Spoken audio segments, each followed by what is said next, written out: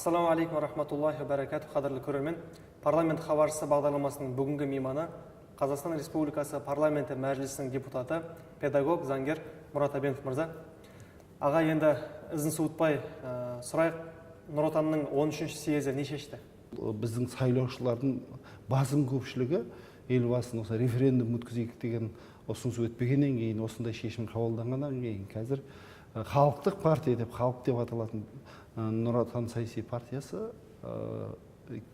президенттікке елбасының бірінші президентіміз Нұрсұлтан Әбішұлы Назарбаевтың ұсынуы және съез болып қолдауы өте әділ, керемет шешім болды деп мен есептеймін. Болашақта бірге құрайық деп аталатын елбасының жолдауында басым бағыттардың бірі білім саласы болды. Бұрынғы мектеп мұғалімі ретінде айтыңызшы, 12 жылдық модель бізге не береді, не алуы мүмкін? Қазір дүние жүзінде кішкентай шағын мекемелер тез өзгеретін, тез жаңа технологиялар қабылдайтын, тез арада бір товардан екінші товарға өзгеріп кететін. Сол себептен бұндай өндіріс орындарға бірінші кезекте білімін тез өзгерте алатын, тез ізден алатын және өте бір шағын бағытта мамандалған азаматтар керек. Сол себептен 12 жылдық білім жүйесі ол міндетті түрде соңғы 2 жыл бір бағытта мамандалу. Бірінші кезекте осының идеологиясын дұрыс түсініп алуымыз керек. Мақсат, міндеті қандай?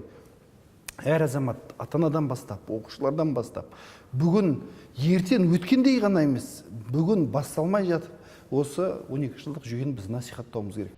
Сыртқы саясаттағы бір жоба, ол 2011 жыл Қазақстан әлемдегі Біріккен ұлттар ұйымынан кейінгі екінші орын алатын ислам конференциясы ұйымын басқарады. Жоғарыда жаңа осының алдында атап өткен жолдауда президент біз батыс пен шығыстың арасын, мұсылман әлемінің арасында үн қатысуға байланысты бастамалар көтеріп жүрміз, және осы төрағалық біздің азиялық вектордағы, азиялық бағыттағы қарым-қатынасымызды сыртқы саясаттағы күшейтеді деп атап көрсетті. Осы төрағалық ислам конференция ұйымындағы бізге қаншалықты керек, не береді? Өте қажет сала.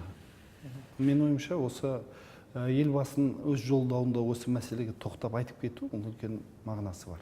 Шынымен де өткен жылы біз ОБСЕ-ні басқардық. Үлкен 56 мемлекетті құрайтын, европалық көп жағдайларда мемлекеттер өз даму деңгейіне жеткен, модернизацияланған, өзгерген, бірақ бүгін Европада болашақ қалай дамиды деген сұрақ қойып жатыр. Қазақстан соның Европаға да, Азияға да жақын, христиан дінінің ортасы мен ислам дінінің ортасында тұрған.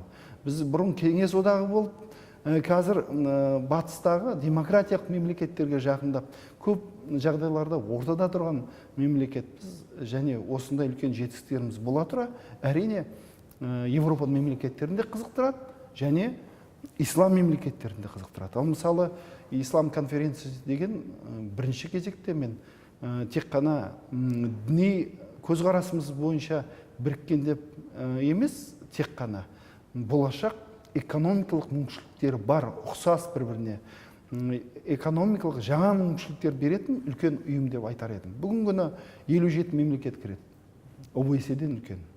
Дүние жүзінде 6 миллиард адам тұратын болса, 1,5 миллиарды мұсылмандар. Бүгінгі дүние жүзінде жердің көлемін барын алатын болсақ, 6/1 жері сол ислам мемлекеттері. Оның ішінде Қазақстан көлемі ең үлкен мемлекет болып табылады. Сонымен қатар, осы өзіміздің тұрғындарымыз 6 миллиардтан 1,5 болып, 6-дан 1 ғана жеріміз болады тұратын болса, ол аз емес әрине. Бірақ дүние жүзіндегі жер байлығының 65% осы мемлекеттерде. Экономиканың 45% өндіріс осы мемлекетте. Қандай үлкен мүмкіншілік. Және осы мемлекеттер ең қатты дамып келатқан мемлекеттердің бірі. Ал енді бұл мемлекеттерде де мысалы қанша қатты дамығанмен де әрқайсысы қалай өзгереміз, қандай бағытты таңдаймыз, қандай жаңа идеялар керек деп ізденіп отыр. Сол себептен Қазақстан бірінші кезекте осы ислам конференциясында біз экономикалық үлкен осындай конференция өткіземіз деп отқаны, мынау Астана қаласында жазда өткіземіз. Енді кейбір сарапшылар осы ислам конференция ұйымында төрағалық тұсында халықаралық әлем, мұсылман әлемінің өзара арасындағы ынтымақтастықтың жоқтығы немесе бірліктің жоқтығы деген сияқты ғаламдық проблемалардан гөрі осы төрағалық тұсында мемлекеттің ішіндегі діни ахуалды бір реттеп алсақ деп ұсынып жүр. Парламентарий өкілі ретінде айтыңызшы, біздің қазіргі Қазақстандағы еліміздегі дін ахуалы қандай сипатта? Осы уақытқа дейін мемлекетіміздің мықты саясаттың арқасында бірде бір діни қақтығыс болған жоқ. Қарым-қатынаста тұрақтылық бар. Әрине қауіптер жоқ деп мен айта алмаймын. Барлығы дұрыс екен деп біз жүріп өруімізге болмайды. Бүгінгі ауызбіршілік, бүгінгі татулық бұл еңбекпен келген нәрсе, халықтың даналығымен келген нәрсе. Исламда қандай тағы қағидалар бар? Әділдік қағидалар өте көп. Мысалы, исламдағы пітір садақа беру, құрбандық шалу, ол әлеуметтік қақтығысты азайтатын. Әлеуметтік бір-бірінен айырмашылық көп жағдай адамдарды бір-біріне жақындататын. Бай кедейге көмектесу, жетім жесірге көмектесу, жаңағы жұрттың айлығын уақытылы беру, әділдік, бір-біріне шындығын айту. Кәсіпкерліктің өзінде де бір-бірін алдамау, сөзде тұру, немесе қаржыны арақ-шарапқа емес, әділ жұртқа қажетті жақсы дүниелерге жұмсау деген, ол да бір жақсы ұстанымдар. Сол себептен біз дінді тек қана рухани, тек қана осы мынау адамның ішкі сенім жағдайда емес, кеңірек қарауымыз керек. Дін әлеуметтік жақсы шешімдермен, кедейдің азаюымен, балалардың жақсы білім алуымен, жалпы өмірімізде әділдік көбеюімен, қылмыс азаюымен, билікте жүрген адамдардың шын жүрегімен халыққа қажет сөз сөйлеп, сондай шешім қабылдаумен есептелетін нәрсе деп ойлаймыз. Тәуелсіздіктің 20 жылдығы ішінде біздің атап өтетін жетістіктеріміз мол. Осы мол жетістіктің ішінде ерекше бір шоғыр, ерекше бір төбе, ол халықтың, әсіресе жастардың ата-бабасының дініне, исламға оралуы. Жалпы халықтың исламға бет бұруынан қандай жақсылықтар көресіз? Қай кезде осы да рухани сала, адам сенім, наным деген керемет нәрсе. Жалпы ислам дінін айтатын болсақ, біздің қазақ шын жүрегімен қабылданған дін. Ешкім бізді найзаның ұшымен, білектің күшімен ислам дініне кіргізген жоқ. Жалпы ислам дінін біз өзіміз қабылдадық. Жалпы біз түп тамырымызға жақын. Сол себептен мен ойымша осы ислам дінінің өте қажеттілігі, көп сұраққа жауап тауып бере алатыны. Ол сосын күнделікті кезеңде әр заман талабына сай бола алатыны, ескіріп кетпейтіні.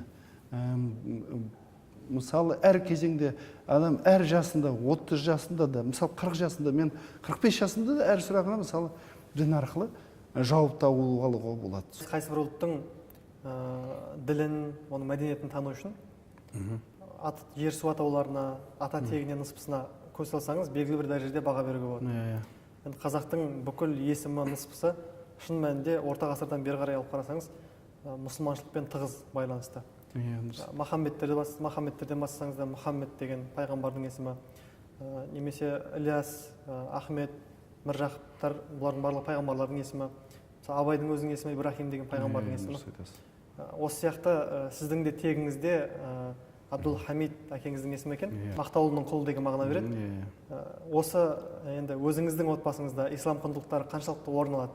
Мен әкем аты Әбділхамид болатын болса, Абдулхамид, енді қазақша айтқанда Әбділхамид, ағалары біреуі Әбділәтип, Әбділәтен, Әбдімәлік, Әбдіғани,